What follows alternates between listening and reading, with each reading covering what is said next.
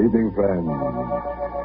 This is your host to welcome you through the creaking door into the inner sanctum for another gamble of ghoulish goings-on. Come in. We're celebrating an anniversary here tonight. Our pet vampires, Oscar and Bertha, have been dead just 100 years. They're such a devoted couple. With them, it was love at first sight. In all their years of unholy wedlock, they've argued only once, over the training of their backward son, Abner. Oscar blames the little vampire's shyness on Bertha. She kept insisting that Abner was much too young to be taught the facts of death. Say, you should see the new home that Oscar just dug for his family, complete with hot and cold running victims.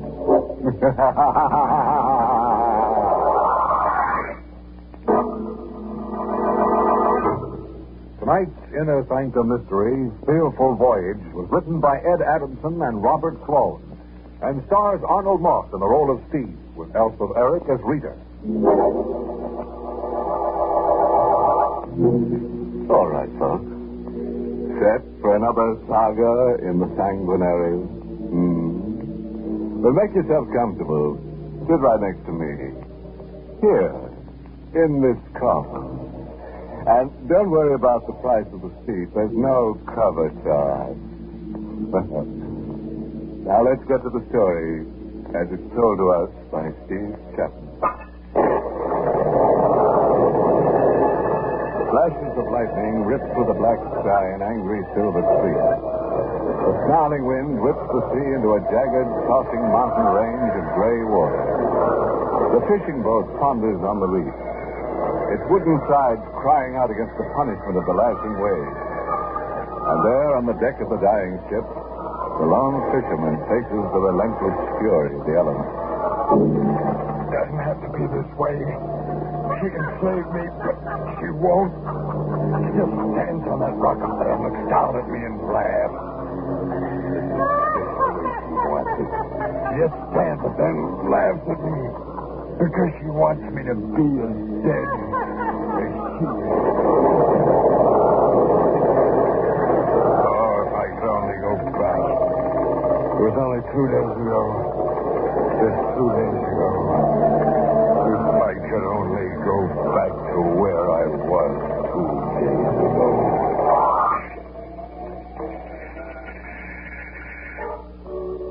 The tuna were running, and we were getting the boat ready to go out for the catch. I had 2 men on my crew, both good fishermen. Carlos was weaned on tackle, and he could smell out a school of fish 100 miles away. My other hand, Johnny Martin, could handle a line with the best. The engine's in good shape, Steve. All right, Johnny. Carlos, how about the supplies? All stored below, Steve. This time I bring extra bottle of wine. Import stuff. Yeah, take me a girlfriend cellar. No, Johnny. This real import stuff. Come from Lisbon. Because the $8 is much finer. Yeah. I saw you live. Okay, Carlos. Hey, look. Why don't you two go over to the cove for a drink? We won't be getting underway for now. Oh, but Steve, we are ready now.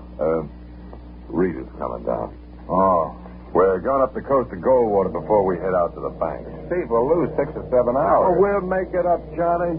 I'm dropping Rita off at Goldwater. She's going to stay with her sister while we're out. No, Steve, you not do that. What are you talking about? A woman on board is bad luck. Yeah, but Rita's my wife. Make no difference. It's bad thing, Steve, to bring a woman on fishing boat. This I know. It bring much bad luck. Listen to him, will you, Johnny? That's an old fishing sister. Please, Steve, you heard what I said. Please. It's true. Sure. Like breaking a mirror. 7 years. Oh, you make fun, but it is true, I say. Come on, Carlos, forget it. Let's get that drink now, huh? No drink, Johnny, yet. Steve. Yeah? You will bring wife on boat? Sure I will. You don't think I'd fall for that hokum, do you? You bring wife? Then Carlos does not go. Now, wait a minute. Carlos does not go. Will be bad trip. He does not go if you bring woman on this boat. Carlos wasn't kidding. And Carlos was too good a hand to lose. I quieted him down, and he and Johnny went over to the cove. I was down in the cabin when Rita came on board. Well, Steve. She stood in the doorway holding a suitcase. Every time I looked at Rita, it was like I was seeing her for the first time. She was always new and more beautiful than ever. Young, alive. That's why I tried so hard to hold on to her. What are you looking at? Just you, Rita. Something wrong with you? Wrong? You're about perfect. Oh, I should take my bag. Rita, Yeah? you can't come on the boat to Goldwater. Why not? Carlos. Carlos, what's he got to do with it? He won't sail with me if you come aboard. He says it's bad luck to have a woman aboard. Now, I know it sounds foolish. Okay, that's the way it is. Rita, it isn't that I don't want you. All right, I said it's okay. Rita, What? you go to your sister in Goldwater like you promised? Sure. You promised? Oh, will you stop it? Will you let me alone with that promising business? Well, Rita, it's only because I love you so much. I just want to get you out of this town while I'm away. I know you're young. I know it's no fun waiting weeks while I'm away. I don't blame you for going to those dances. You don't blame me. That's nice. You're real nice. What do you expect me to do? Sit home and nip? But it's just that I don't want you to meet someone else who might Look, take you away. Steve. About time I told you something. I did meet someone. I know, Rita. Huh? That's why I asked you to go to your sister's. Don't do any good. I wasn't going to stay in Goldwater anyway. I won't be around when you get back, Steve. Oh, Rita, Now please. don't. Let go. Rita, you gotta wait for Stop. me. You're knocking me all out. Now let go. No, until you Get promise your hands me. off of me. I can't stand it when you touch me. Oh, Rita. Steady, hands off of me. Look at the way they smell of fish. Pouring nose, grabbing, makes my stomach turn. All right. I promise you I'll give up fishing. This will be my last trip. I promise. Only you gotta wait. Wait! I wouldn't wait another 2 minutes. I always hated you. And the first time you put those hands of yours on me, I only married you because I needed somebody to take care of me. Oh, no, don't Well, what do you say think that. I married you for? Because you're young and handsome? Oh, dear. Young and handsome. Oh, that's a laugh. You ever take a look at yourself in the mirror? A good look? I had to make her stop talking that way. So I hit her. She staggered back across the cabin up against the beam. Then she slumped to the floor. I stood over her. A ribbon of blood flowed out of her blonde hair, moved toward my feet. I touched her and I spoke to her. But she was motionless and silent and dead. Rita was dead. I killed her. But I didn't mean to. I loved her, but what could I tell them? They wouldn't believe me. I knelt there looking down on her. And then I heard the whistling. Carlos and Johnny were coming back. I lifted Rita in my arms and carried her across the cabin to the chest. I put her in there. I slammed close the lid of the chest just as Carlos and Johnny come down the stairs to the cabin. Well, Steve, Rita get here? Yeah, Johnny. He does not come with us, Steve. No, Carlos. He's better that way. Maybe it is. Hey, Steve. Huh? That's Bill's suitcase over there. That's Rita's, isn't it? She forgot it, maybe. I bring it to her right now. Oh, no. What you got? We're shoving off right now. What, the bag of Rita? Well, she brought some stuff down for me, some things I forgot. Get the motor started, Johnny. Okay, Skipper. Well, Carlos, what are you standing there for? You heard me. We're shoving off. I hear you, Steve. I hear you. I didn't leave my cabin. I didn't sleep. I just sat there for hours, my eyes fixed on that chest.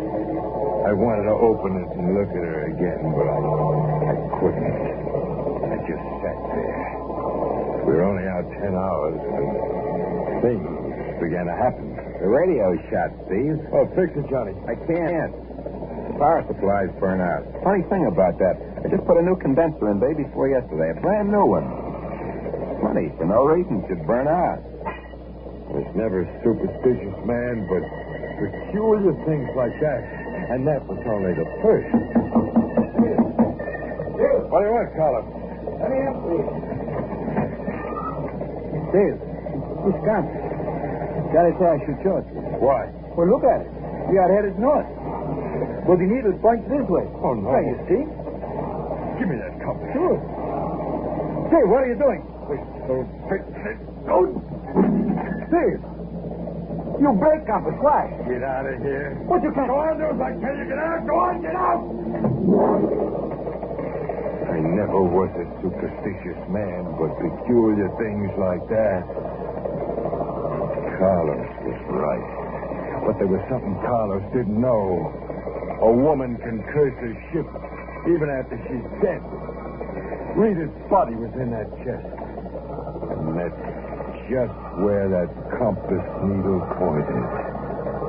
Right straight to Rita.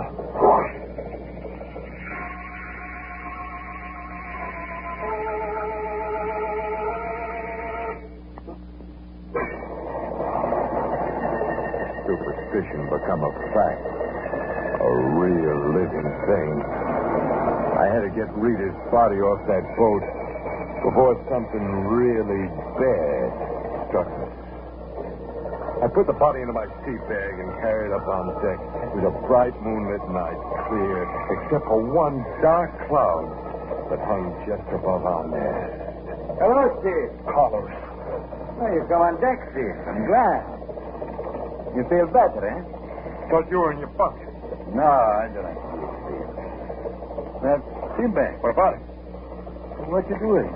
Or why? Is it any of your business? Why, you only ask, Steve. Well, it's got some of my old clothes in it. Yeah, some old clothes. I was trying to top them over for. Will you let me see what you have in the bag, Steve? Well, I told you I only got what you All the time, give me old clothes. Some very good. This coat I wear. I take before you throw it away, you remember? Nothing in here you can use. Well, how do you know? You don't let me see. I told you there's nothing in here for you. Nothing that's any good. Now, will you get out of here? Look. What's the matter? Look on the deck. It comes from that bag. Blood. Steve. It's dripping from the back, you hold. I made some kind of an excuse. I told Carlos I cut my shoulder, and then I threw the bloody shirt into the sea bag. After Carlos went up to the deck house where Johnny was at the wheel, I threw the bag over the side.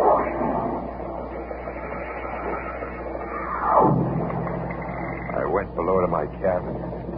I almost felt good again. All my worries, all my fears went over the side with that bag. Now the curse was lifted. Now everything will be all right. I thought, but it didn't turn out that way. I heard the ship's motor die out. Boat came to a stop. I hurried across the cabin, opened the door, went upstairs to the deck. Steve. The motor stopped. Yeah. Well, what happened? I cut it off. You cut? Well, why? There's someone in the water. Off the port side. Carlos is going out in the lifeboat to get her. Her? Yes, Steve, it's a woman. Forget Carlos. Call him back. But see what I tell you. Get him back. And you start that motor. Steve, you can't do a thing like that. Said we're getting out of here. It isn't right. You can't let that woman drown. We can't let her die. She's dead. She's dead. No, Steve, she isn't. Come on over to the side. You can see her swimming out there in the water. It's only the moonlight. It's just the way things look in the moonlight. Plays tricks on your eyes, Johnny. Steve, I saw her. She's alive. It was Rita. I knew it was Rita out there. I knew she was dead. Johnny left me and crossed to the port side of the boat. I looked up. The same black cloud was over the mast. And then I heard it. I wanted to believe it was the wind, just the wind, but it wasn't. I knew it was Rita. It was her voice. I clapped my hands to my ears to shut out the terrible sound of it, but it struck through my fingers like a knife and stabbed into my brain. And then I blacked out.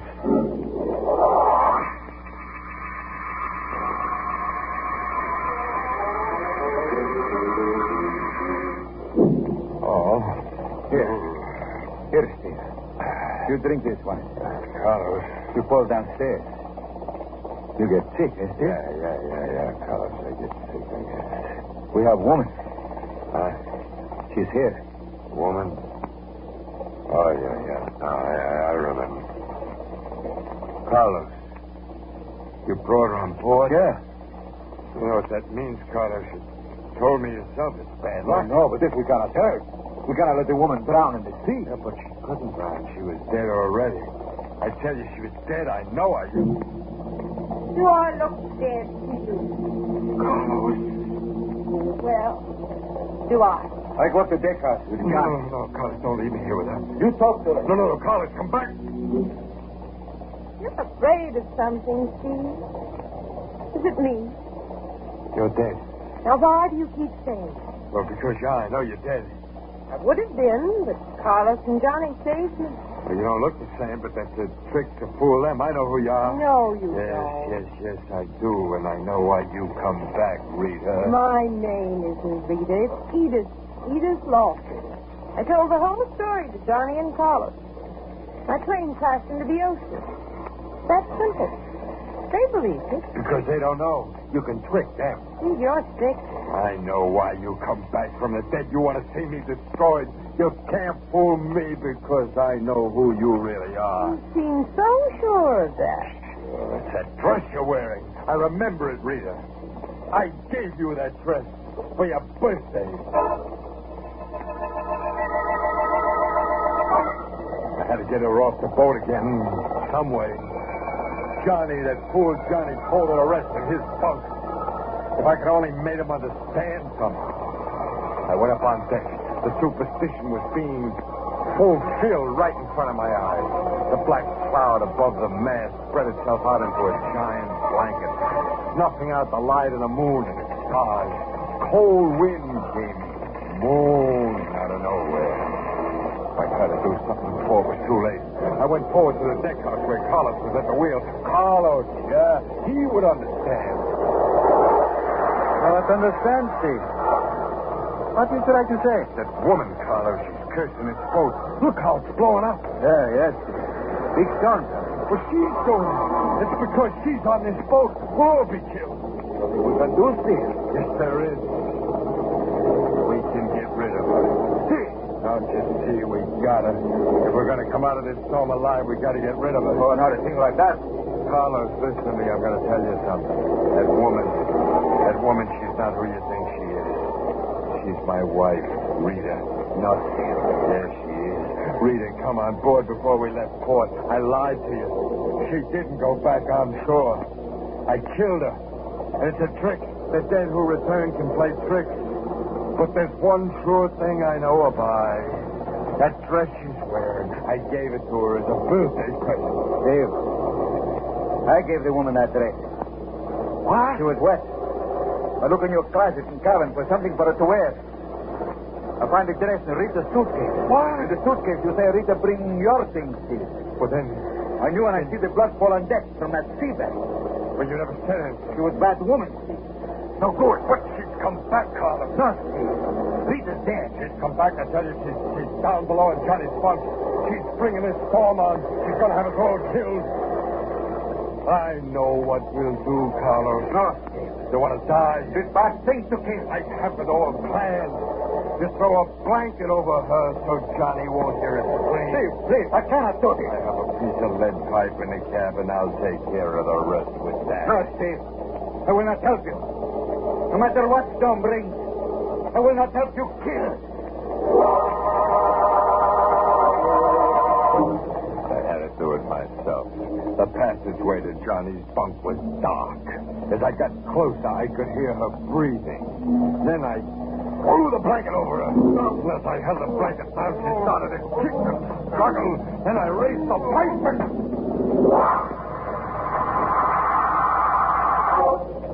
I picked up the lifeless body in the blanket and carried it up to the deck and over to the rail. For a while, I stood on the deck and watched the storm grow and grow. A wind whipped the heavy rain before it. The swelling waves lashed and kicked with the top of the boat. I almost welcomed the storm because I knew we'd ride through it. She was gone. This time, forever. You enjoying the storm? I wheeled around. She was standing at the top of the stairs, the light from the cabin below me. Devil's shadows on her face. Mind if I stand here with you? Oh, no, don't you come near me. You're still afraid of Stay me. away, stay away. You mustn't be afraid of me, Steve. I'm not going to die. I'm not going to be dead like you. Why do you think I'm dead? I can kill you again. Again? Well, how can you come back again? I had it all planned perfectly. The blankets, the pipe. I knew you'd be in Johnny's bunk. I wasn't in Johnny's bunk. Yes, you were. I threw the blanket over you and... You killed Johnny. Why? Carlos told Johnny wanted me to come up to the deck house, and then Johnny went back to his bunk. It wasn't you, Johnny. I killed Johnny. Steve, we've got trouble. Carlos, Johnny, Real trouble, Steve. The wheel. It will not move. It stays one way. I can do nothing with it. The Casa Reef is ahead. We are coming to it soon. We will go up in the reef. You must get Johnny quick. He can fix the wheel. Johnny is the one who can save us. Johnny was the one who could save us, and Johnny was dead. I killed him. I went to the deck house. Carlos played the light beam on the darkness ahead. Well, I tried the wheel. It wouldn't budge. It was as if an invisible hand was holding the boat on a fixed course. Steve, up ahead. There is. Look out, get out of here. We're going on the raft. Hurry. It was something held me in the deck house. It was what I saw at the top one of the rocks. Rita. It was Rita. She was standing there waiting. Steve, hurry. It will be too late. They're looking up at Rita as the rocks come closer and closer.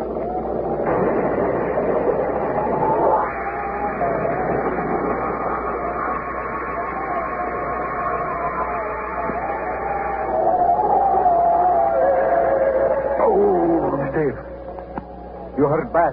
Yeah. Pretty bad, Carlos. Got to get me out of here. Quite right, Steve. I cannot move the beam. Got the boat's going under. You can't let me die like this. I'm sorry, Steve. I can do nothing.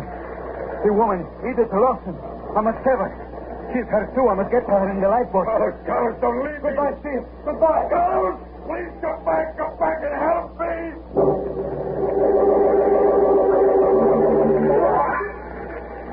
I've been waiting for you, Steve. Rita, help me. Come down here and get me off this boat. Oh, I couldn't do that, Steve. Don't you remember? It'll bring bad luck if a woman comes aboard a fishing boat. She can save me, but she won't. She stands up on that rock up there and looks down at me and laughs. This is the way she wants it. She wants me to be as dead as she is.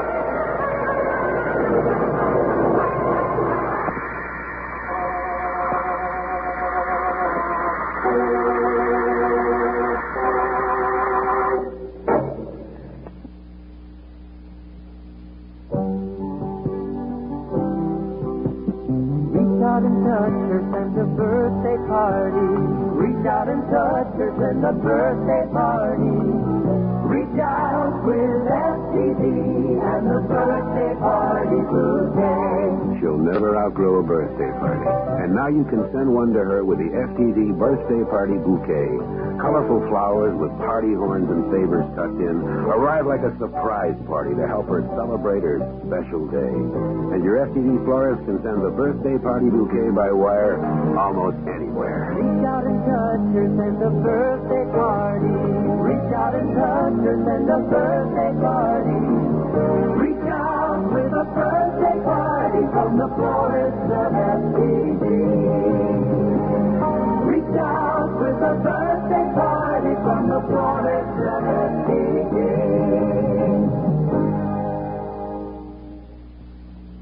Well, that about packs in Steve Chapman. Like a salted mackerel. Now you see what can happen when you let your wife go into a dive. Say, here's something for all you folks with troublesome spouses. watered-down theme song composed by the three ancient mariners, hook, line, and sinker. Now, let's see. How's it go? Oh, yes. Pack up your wives in your old sea bag and drown.